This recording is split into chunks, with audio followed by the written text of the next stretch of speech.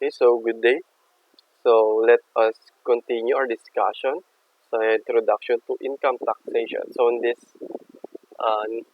discussion, we will be talking about the types of income taxpayers. So this is a very important topic kasi depending on the income taxpayer, the type of income or the income tax is also different. So in regards to the type of income taxpayers, we have first the individuals. So we have three main types of individuals. We have your citizens, right, alien, and your taxable estates and trusts. So first, let's discuss what citizen is.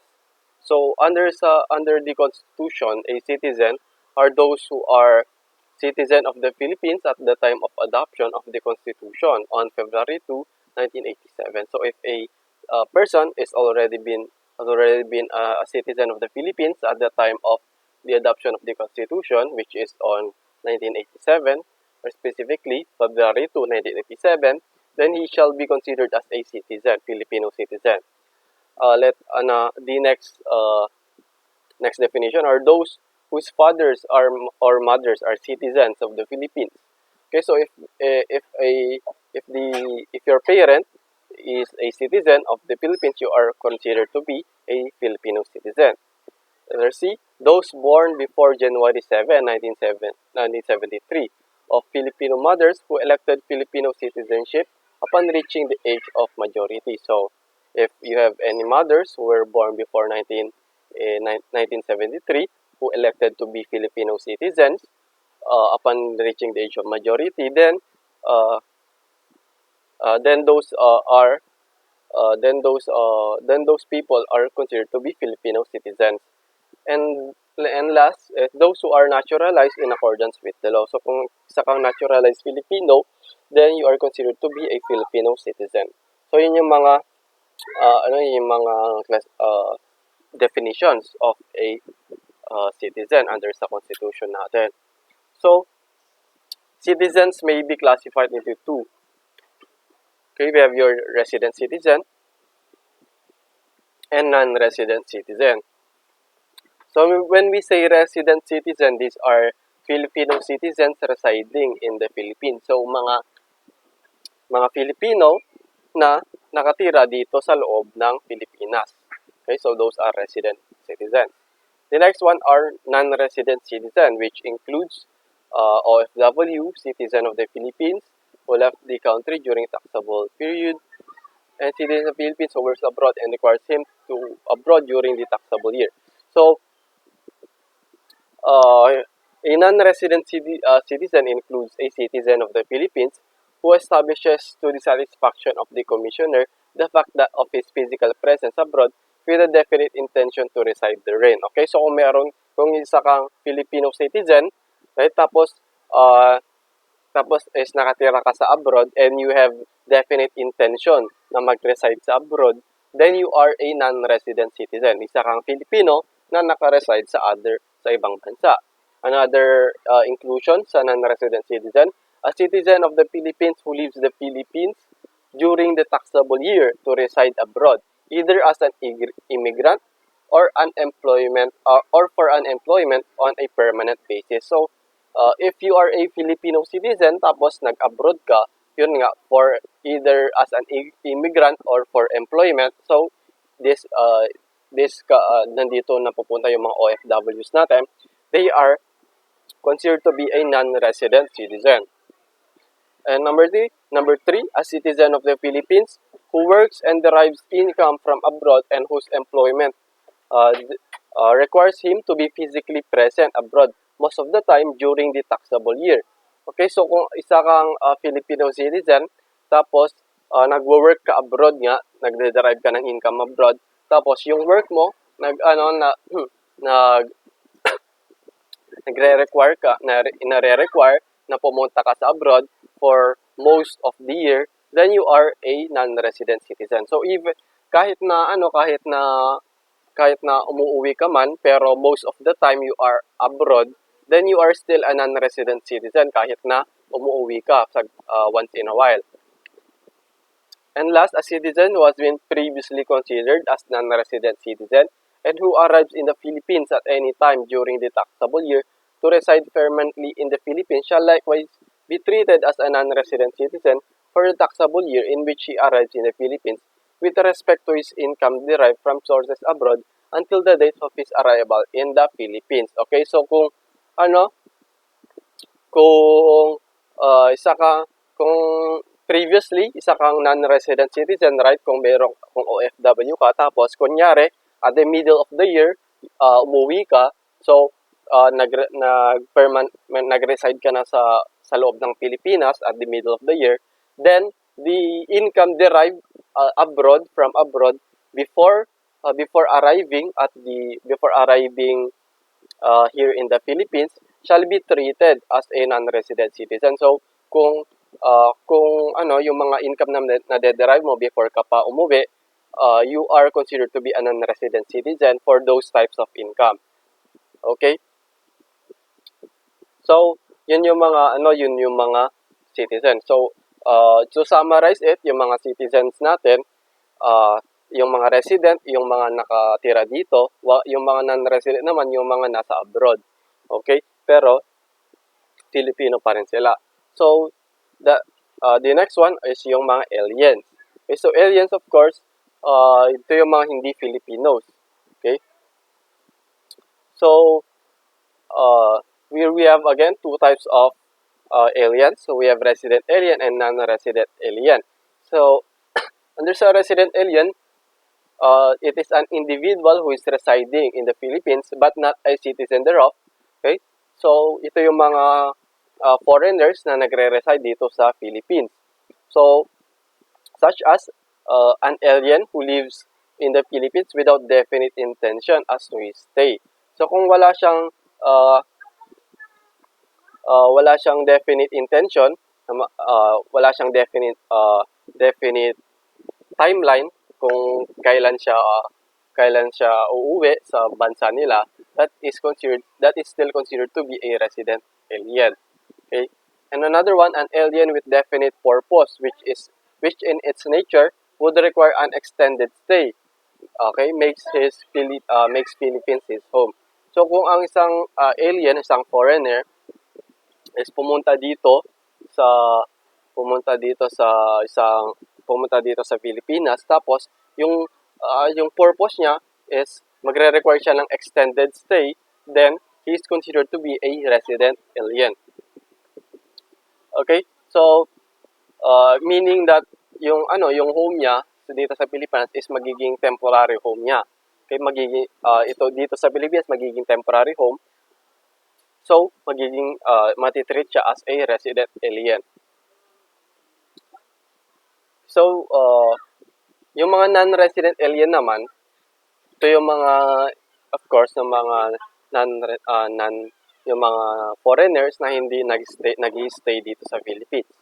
So, we have two types of non-resident aliens. Those who are engaged in trade or business and those who are not engaged in trade or business. So, ang shortcut dito is NRA, okay, NRAETB or NRANETB. Okay, so yun yung mga shortcut acronyms ng mga non-resident aliens. So, yung mga non-resident aliens who are engaged in trade or business are aliens who stayed in the Philippines for an aggregate period of more than 180 days during the year. Okay, so if a foreigner stays in the Philippines for more than 180 days, then that foreigner is considered to be engaged in trade or business. Okay, so kahit hindi siya literally na nag-engage in trade or business or hindi siya literally na nagbebenta, pero kung ang stay niya is for more than 180 days, then he is considered to be engaged in business. Okay? So, yung mga non-resident aliens naman not engaged in business, of course, kabaliktaran siya ng engaged in trade or business na or those are mga foreigners na hindi nag-stay for more than 180 days. Okay, so this includes aliens who come to the Philippines for a definite purpose, which in its nature may be promptly accomplished. Okay, so kung ang isang foreigner is nagstay dito sa Philippines for a definite purpose, tapos ang nature na yon is promptly accomplished or finish finish niya agad-agad, then he is considered to be not engaged in trade or business. But remember, if meron siyang definite intention, definite purpose, tapos ang nature niya is extended naman, extended stay, then that is considered to be a resident alien. Tapos, this also includes aliens who shall come to the Philippines and stay therein for an aggregate period of not more than 180 days during the year. So yun nga, kapag isang foreigner is nag-stay for not more than 180 days, then is not to be considered as engaged in trade or business. Okay, so to make it easier for us to determine the classification of the individuals, kung whether resident man siya or non-resident, kung engaged in trade or business or not engaged in trade or business, we need to look at two things. Okay, so we need first to determine the intention of the specific individual and the length of stay of that individual. So first, let us talk about yung mga intention ng mga individual. Okay, so the residency classification is yun nga, based muna natin sa intention ng isang individual. Right? So this intention is most commonly figured out using the documents of that specific individual. So for example, ang isang alien o isang foreigner is pumunta dito sa Pilipinas. Okay? So ang ginamit ang document na pinakita ng isang foreigner is a tourist visa. So from looking at the document, which is tourist visa, malalaman na natin ang intention niya. Kahit magiging isang turista lang siya, so hindi siya mag-stay or hindi siya mag-stay sa Pilipinas for an extended period of time. So wala siyang balak na maging resident sa Pilipinas. So dahil wala siyang balak na maging resident, then we consider that foreigner as a non-resident alien. Okay? Tapos kapag naman ang documentation is, for example, work contracts, or let's say work contracts or immigration visa, okay, immigration visa or work contracts, kapag gano'n naman yung pinakita ng isang individual, then that is considered, ang intention niya is magiging resident ng specific place. So for example, meron tayong isang foreigner na pumunta dito sa Pilipinas. Tapos ang pinakita niyang documentation is immigration visa. So dahil immigration visa ang pinakita niya, meron siyang intention na mag-take up ng residency dito sa Pilipinas. So we should classify that specific foreigner, that specific individual, as a resident alien. Kasi yun yung intention niya. So the same goes with yung mga citizens. So if a citizen goes out of the country, tapos ang pinakita niyang documentation is a tourist visa, so wala siyang intention na magiging resident ng ibang country. So magiging non-resident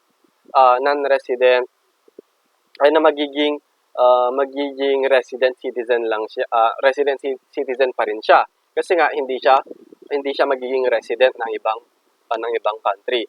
Pero kung ang isang citizen is magpro-provide ng work contract or ng immigration visa, okay, sa BIR or CIR, then i-consider natin ang individual na yun, ang citizen na yun, as a non-resident citizen. Kasi nga, meron siyang intention na mag-stay abroad for a definite period of time. Okay? So, yun yung first basis natin, that is the intention. Kung intention ba niya na mag-stay or temporary lang, or let's say tourist lang. So aside from the intention, we also need to consider the length of stay. Okay? So the length of stay of an individual. So citizens staying abroad for a period of at least 183 days are considered to be non-resident citizens. Okay, so kung ang isang citizen, right, tourist visa lang siya. Pero nasa abroad na siya. Nasa abroad na siya for at least 183 days, which is more than half of the year. Okay? So kung ang isang citizen is nasa abroad na for more than one half of the year, we should consider that citizen as a non-resident citizen. Kasi nga, nasa abroad na siya most of the time during the year. So, yun yung isang rule. The next rule, if an alien comes to the Philippines or stayed in the Philippines for more than 1 year as of the end of the taxable year, is considered to be a resident citizen. Resident alien. Okay, so kung isang alien is nagstay na siya for more than 1 year after the end of the taxable year, then i-consider na natin siya as a resident alien. Okay? Pero kung ang isang alien naman is hindi siya nagstay sa Philippines ng more than 1 year, pero more than 180 days naman, okay, so 180 days, more than 180 days ang stay niya dito, then that specific alien is still a non-resident, pero mako-consider na siya as engaged in trade or business. Okay, magiging engaged na siya. Pero kung ang isang non-resident alien is hindi siya nagstay for more than 180 days, then he is not engaged in trade or business. Okay? So, remember those rules. Okay? Kapag citizen na nag-abroad for more than 183 days or more than one half of the year, magiging non-resident na siya. Kapag ang isang alien nagstay dito sa Pilipinas for more than 1 year, then i-consider natin siyang resident alien. Kung ang alien nagstay ng more than 180 days, then consider natin siya as a non-resident but engaged in trade or business. Pero kung ang isang alien naman not more than 180 days, then he is a non-resident alien not engaged in trade or business. Okay, so those are the general rules. Okay, so the last type of a income tax individual is yung taxable estate and trust. Okay, so an estate refers to the properties, rights, and obligations of a deceased person not extinguished by his death. Okay, so kung this estate, ito yung mga properties, rights, and obligations ng isang tao na namatay na. So, yun yung mga properties, rights, and obligations niya, mako-consider siya as a separate taxpayer. So, estates under judicial settles are treated as individual taxpayers. Estate is taxable on the income of the properties left by the decedent. Estates under extrajudicial settlement are exempt entities taxable to their heirs. Okay, so meron tayong dalawang types of estates.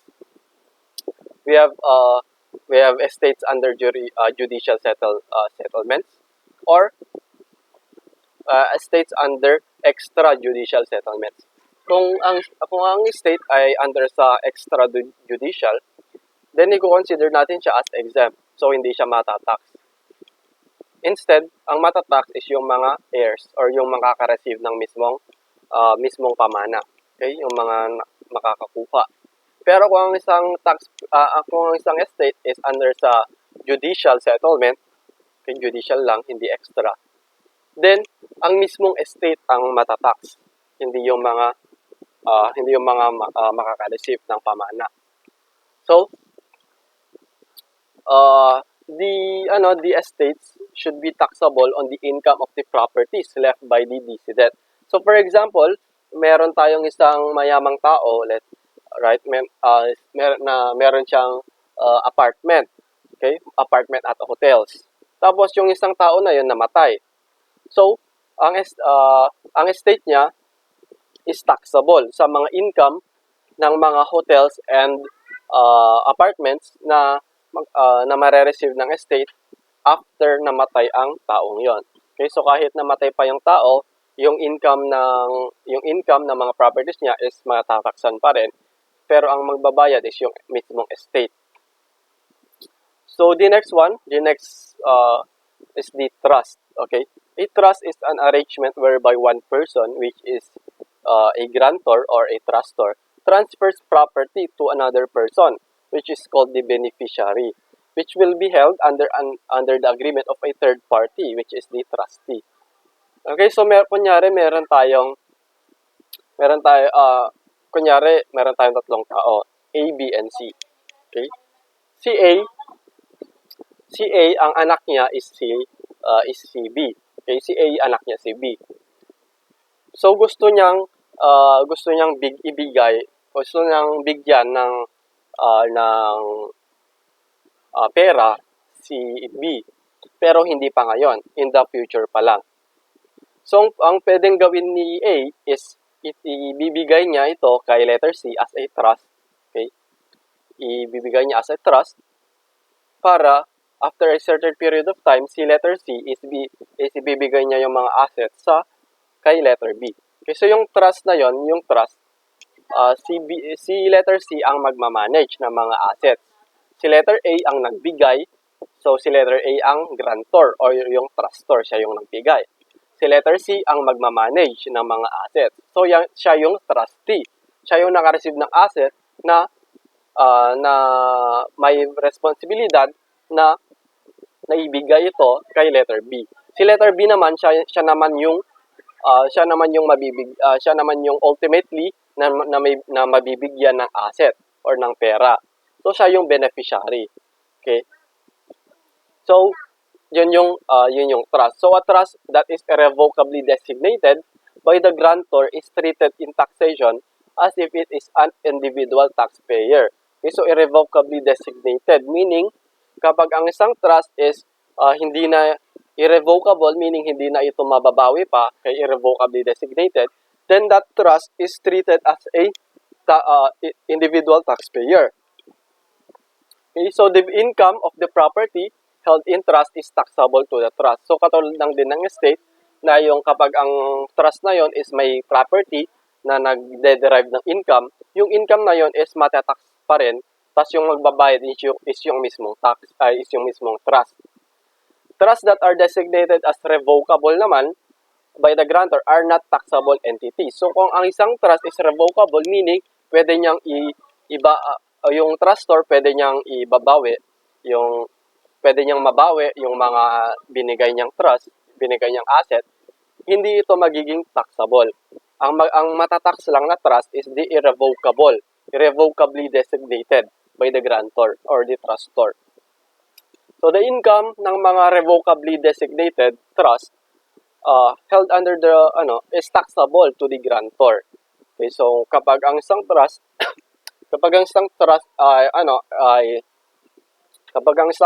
ay revocable, ang matatax is yung mismong nagbigay, which is the grantor.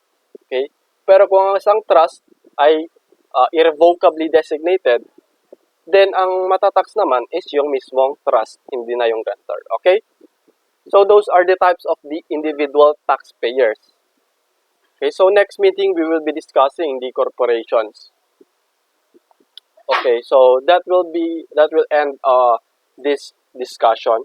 Okay, so thank you for listening, class, and goodbye.